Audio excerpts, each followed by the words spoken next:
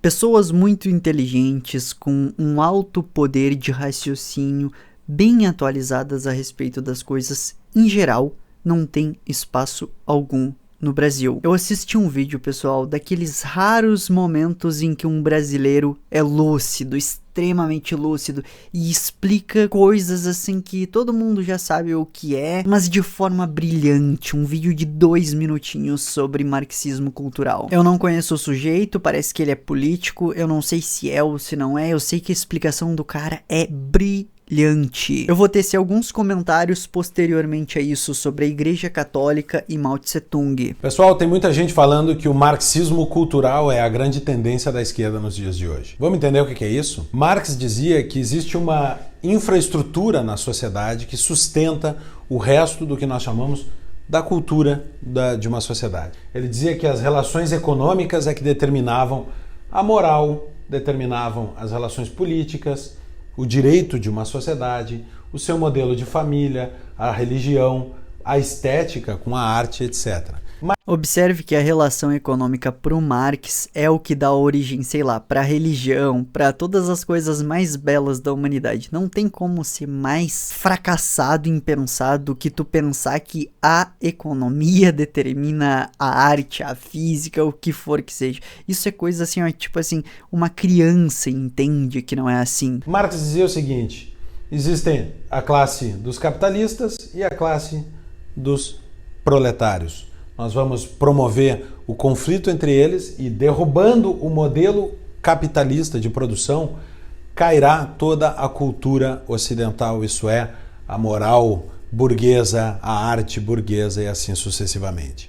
Marx focava, portanto, a sua teoria da sociedade no conflito entre classes que são agentes econômicos. No século XX, um pensador chamado Antônio Gramsci entendeu que, na verdade, este triângulo é ao contrário. O que Marx entendia que era a superestrutura, na verdade, é o que dá sustentação à economia capitalista. Exatamente, é a moral que determina as relações econômicas, é a nossa religião que vai determinar as nossas condições econômicas, é o direito, a família, a arte, a estética, tudo isso que vai determinar a atividade econômica e não o oposto. Só que aí chega um gênio do mal, olha para Marx, vê que Marx errou tudo e faz o quê? Diz o seguinte: não, Marx acertou, a gente só tem que fazer de outra forma. Bom, vou deixar o professor continuar aqui. Gramsci disse: é a moral, é a estética, é o direito, é a família, é a religião, é a ciência burguesas que sustentam o modelo de economia capitalista. Isso fez com que toda a esquerda moderna mudasse a sua estratégia e passasse a gerar conflitos não entre agentes econômicos, mas entre os agentes de cada um desses aspectos. Um conflito na moral, um conflito no direito, um conflito na família, um conflito na estética, um conflito religioso, um conflito científico e assim sucessivamente. E quando todo... Por que a gente vê briga entre cientistas e cristãos? Por que a gente vê briga entre LGBTs e héteros? Briga entre esquerdistas e direitistas? Toda essa briga monstruosa é fruto de Gramsci. Se este conflito no campo cultural estivesse pronto, isso derrubaria o modelo econômico capitalista.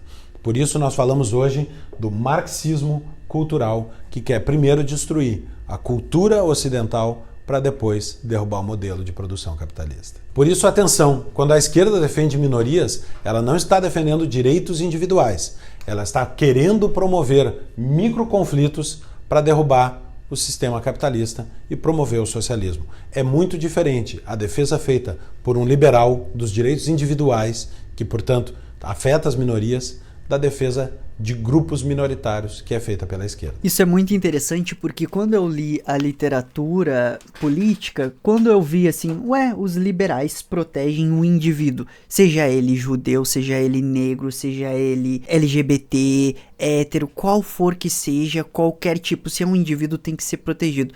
E aí eu já achei estranho. Quando eu vi os libertários, então eu achei mais estranho ainda, porque os libertários são mais extremistas ainda na defesa total do indivíduo. E aí eu sempre vi, não, nós esquerdistas somos defensores das minorias. Ora, como assim? Os liberais e libertários é que são, não exatamente os esquerdistas. E aí, com o tempo, foi instalando na minha cabeça: ah, isso é para gerar um grande conflito. Homens versus mulheres. X versus Y. Pessoal, vocês têm que entender o seguinte: a instituição mais bem sucedida de toda a história, e não tem ninguém que chegue perto, é a instituição mais monstra que existe em termos de força pura, poder puro, é a Igreja Católica.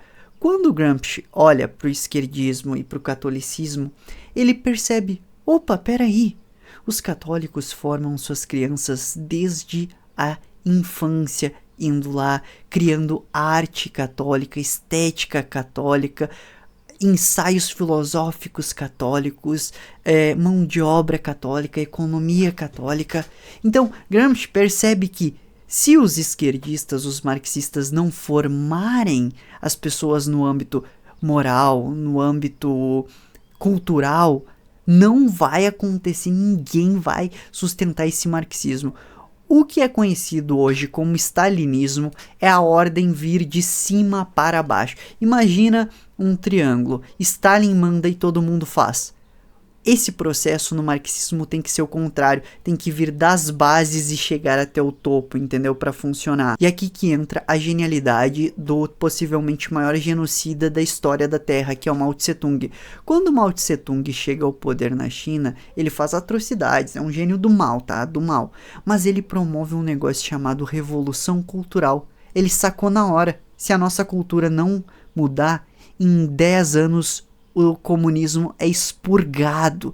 Então ele promove uma grande revolução cultural, muda as escolas, muda tudo que passa na TV, muda tudo de todos os lugares para que tudo seja marxista, forma essa base de sustentação e então a gente tem a China moderna. Eu me lembro, pessoal, que na juventude eu tive contato com essas ideias do Gramsci e olhei pra mim. Eu era esquerdista na época, tá? Eu já sei que eu sou formado em uma cultura marxista, querendo ou não. E aí eu olhei para aquilo e eu cheguei a uma conclusão oposta a um outro sujeito. O outro sujeito leu o Gramsci e disse: não, isso aqui é o que nós temos que fazer. Eu li Gramsci e percebi: não, isso aqui foi o que foi feito comigo. É aí que eu tenho uma grande epifania, um grande estalar de dedos e eu entendi por que eu saí da escola com tantas opiniões pré-concebidas que eu fui ler na literatura e investigar e não eram corretas, porque aquilo ali foi feito comigo. Enfim, pessoal, eu espero que vocês tenham saído mais sábios desse vídeo, tenham entendido um pouquinho melhor sobre alguma coisa da política, tá? E quem quiser conhecer o renascer dos estrategistas, que não tem nada a ver com política, mas sim com conquistar objetivos, clique no primeiro link da descrição.